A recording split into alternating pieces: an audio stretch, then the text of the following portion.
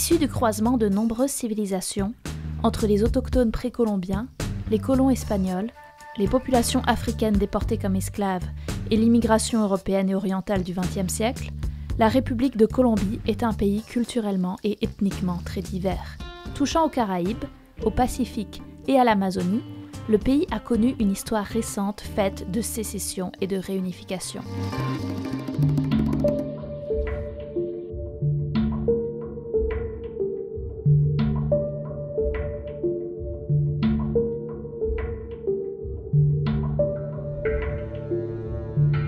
Après 50 ans de guerre civile entre les FARC et le gouvernement, un accord de paix a été signé en 2016. La phase d'application de cet accord a été lancée par le nouveau président Iván Duque, élu en 2018. La population colombienne reste cependant menacée par une grande criminalité, les réseaux mafieux, le trafic de drogue et des groupes paramilitaires non inclus dans l'accord de paix.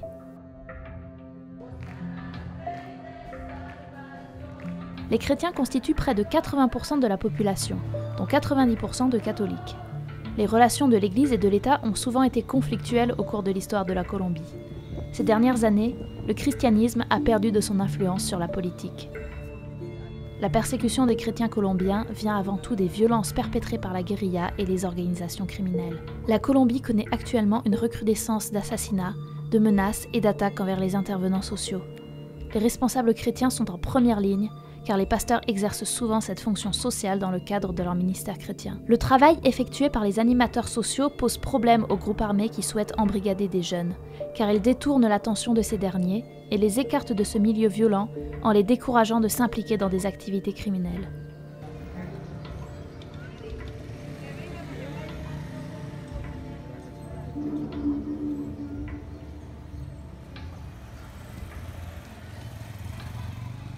La Colombie, aux prises avec les gangs criminels et les narcotrafiquants, reste une zone à fort risque.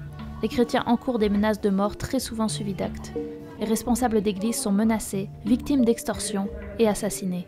Une forte violence continue ainsi d'être exercée sur les chrétiens, qui se montrent souvent prêts à payer très cher leur engagement à suivre l'Évangile et à aimer leur prochain.